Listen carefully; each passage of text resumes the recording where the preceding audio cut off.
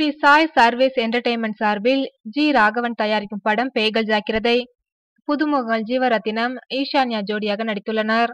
மற்றும் தம்பி ராமையா, நான் கடவுள் ராஜேந்திரன், நரேஷ், மனோபாலா, ஜான் விஜய் உட்பட பலர் நடித்துள்ளனர்.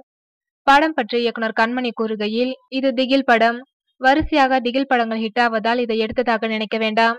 அந்த படங்களை விட இது வேறு விதமாக இருக்கும். பேய் இருக்கிறது என்று நம்பும் ஒரு கதாபாத்திரம், பேயாவது பிசாசாவது என நினைக்கும் மற்றொரு கதாபாத்திரம்.